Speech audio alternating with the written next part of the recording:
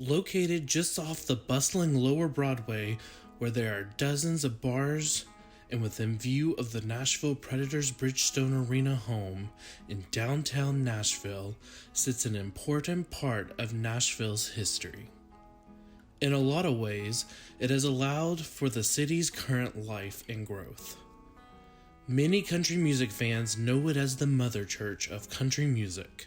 It is one of the most well-known and popular landmarks in the city of Nashville. This building is the Ryman Auditorium, and it has quite the past. It all began with a well-known Nashville businessman named Thomas Ryman. Captain Thomas Ryman originally ran the Ryman line of over 30 steamboats along the Ohio River and the Cumberland River. In 1885, a 45-year-old Captain Thomas Ryman heard a sermon from popular revivalist preacher Samuel Porter Jones. Ryman was so moved by the sermon that after 18 years of running a successful steamboat business, he chose to not renew contracts with barmen who ran bars on his boats due to the evils of alcohol. Ryman noticed that the tent that Samuel Jones was preaching in hadn't been large enough to house the whole crowd. He vowed then to construct a tabernacle that anyone of any religion could practice their faith indoors out of the elements, especially the hot and humid southern summers normal for Nashville. Ryman spent the next several years raising money to build the tabernacle. In 1889, for $10,000, he was able to purchase the lot. The next year, on May 25, 1890, Jones held his first sermon at the tabernacle, despite it only having a foundation, 6-foot walls constructed, and a canvas roof. During the sermon, Jones's guests raised $13,500 to go towards the building fund. In 1887, the gallery was constructed by the Confederate veterans ahead of their planned meeting. The group needed the additional room for those attending the meeting at the tabernacle. The Union Gospel Tabernacle, as Thomas Ryman named it, officially opened in 1892 after 7 years of construction and a final construction cost of $100,000. Samuel Jones felt the building should be renamed in honor of Thomas Ryman, but Ryman said no every time he brought it up. The building was officially renamed Ryman Auditorium after Thomas Ryman died in December 1904. At Ryman's funeral on Christmas Day, 1904, Jones proposed the tabernacle be renamed to honor Ryman. Those at the funeral agreed overwhelmingly. Jones, the inspiration for the building, died 2 years later in October 1906. In 1904, Lula C. Naff, who went by L.C. Naff to get around the misogyny against women at the time, was put in charge of managing the Ryman's entertainment bookings. She was a proponent of diversity, booking several women and African American entertainers like the Fisk Jubilee Singers. Lula booked the first sellout show in 1913 when Helen Keller and Anne Sullivan Macy held a lecture at the Ryman. She turned the Ryman Auditorium into a premier venue and also earned it the nickname the Carnegie of the South. In 1943, the Grand Ole Opry was looking for a new home after being kicked out of their third home at the War Memorial. Lula and Ryman's management agreed to let WSM hold their Grand Ole Opry shows at the venue. The first show to be held at Ryman Auditorium was on June 5, 1943. The venue proved popular with every show selling out. The Ryman hadn't been built for performances, so there wasn't a proper backstage area for the artists to go. This helped Lower Broadway become popular due to artists walking the short distance to Tootsie's and other bars to perform and drink with fans. In 1963, WSM's parent company, the Nashville-based National Life and Accident Insurance Company, purchased Ryman Auditorium for $207,500. They changed the building's name to the Grand Ole Opry House, but found the branding hard to stick due to the building being Ryman Auditorium for 59 years prior. In 1966, WSM started looking for a new home for the Opry due to the deteriorating conditions of the current venue and neighborhood it was located in. It also didn't help that the building lacked air conditioning, and the popularity of the Grand Ole Opry had grown, and they needed a much larger venue. The new Grand Ole Opry was custom built with a circle cut from the old venue stage and placed in the center of the new venue stage to honor the Opry's history. The last show downtown at the former Ryman Auditorium was held the day before the premiere at the new venue on Friday, March 15th, 1974. The last show was said to have been a very emotional one.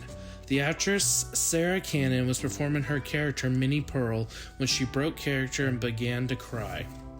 Many in attendance were also said to be crying. The future of Ryman Auditorium seemed grim. The building went back to being called the Ryman Auditorium so that it wasn't confused with the new Grand Ole Opry. WSM considered demolishing the building and using its parts to create a small chapel in the new Opryland USA theme park located by the new Grand Ole Opry that they had just recently opened. The building and its materials were deemed unusable. The area of Nashville where the Ryman Auditorium sat had become a declining area where strip clubs, pawn shops, and adult stores were located. After an unsuccessful teardown campaign led by Roy Acuff, and with the importance of the building's original religious purpose stressed, the Ryman was added to the National Register of Historic Places. The building spent the next 20 years abandoned and falling into further neglect. It was mainly just a stop on a country music fan tour. The Ryman, along with WSM and the Opryland USA complex that included the new Grand Ole Opry House, were sold off to Oklahoma-based Gaylord Broadcasting Company in September 1983 for $250 million. Ryman Auditorium wasn't seen as anything special or important when they acquired it, but the CEO, Ed Gaylord, wanted to keep it for historical reasons.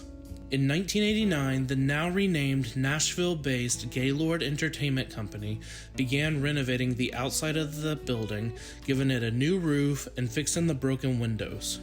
For the first time since the Grand Ole Opry had moved to its new location, the Ryman Auditorium saw a performance by Emmylou Harris and Nash Ramblers from April 30th, 1991 to May 1st, 1991. Very few people saw these performances because no one was allowed to sit below the gallery or on the balcony due to structural concerns. Gaylord Entertainment announced in October 1992 that it would invest in renovating and modernizing the entire Ryman Auditorium. They also announced that they would be opening the Wild Horse Saloon on Lower Broadway. Both were seen as an investment in Nashville's effort of cleaning up and revitalizing Lower Broadway in that part of downtown. The renovations to the building began in September 1993. This included adding a proper backstage area in the existing building. A new part was attached that included a lobby, grand staircase to the balcony, restrooms, concessions, and office space. The original pews were taken out to be refurbished and reinstalled. The entrance was also moved so that you now entered through an outdoor entry plaza with a statue of Thomas Ryman. The building was also air-conditioned for the first time ever. The Grand Ole Opry returned to the Ryman Auditorium November and December 1999 and January 2000 due to construction of the new Opry Mills Mall that was being constructed to replace the Opryland USA theme park. This was the start of a now annual tradition called Opry at the Ryman, where the Opry has all of its November through January shows at the Ryman. The Opry was also held at the Ryman during the summer of 2010 after Nashville and the Grand Ole Opry experienced a devastating historic flood.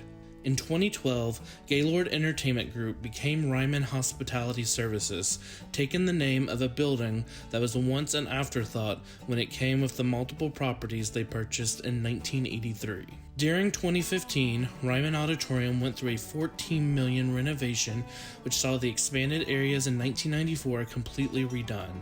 The restrooms and concessions were made larger, a restaurant called Cafe Lula was built to honor Lula C. Naff, and a gift shop was added. A 100-seat theater was also added with a hologram of an actress portraying Lula C. Naff going through the history of the Ryman.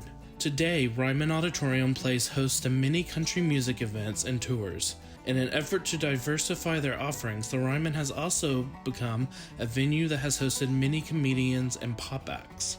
On June 9th, Wu-Tang Clan made history as the first hip-hop act to ever headline a show at the Mother Church of Country Music. It was a sold-out show. Ryman Auditorium has had quite the history in its 127-year history. In that time, it became the center of entertainment in Nashville, the South, and country music. I feel like it could also be said that without the Ryman Auditorium, today's fast-growing city that is Nashville and its ever-growing tourist industry may not be what they are today if the Ryman had ever been torn down or worse, left to rot in a decaying part of town. Without the Nashville today, where would the bridal parties go to drunkenly ride a paddle tavern? Luckily for us, we don't have to answer that question. Thank you for watching this video on the Ryman Auditorium. I tried to hit on all the highlights of this historic and important building's history, but there is much more. I encourage you to visit Ryman.com, which has a great and in-depth historical section on their website. I also encourage you to visit Nashville and check out the Ryman Auditorium for yourself. They do tours. That's it for now. Until next time.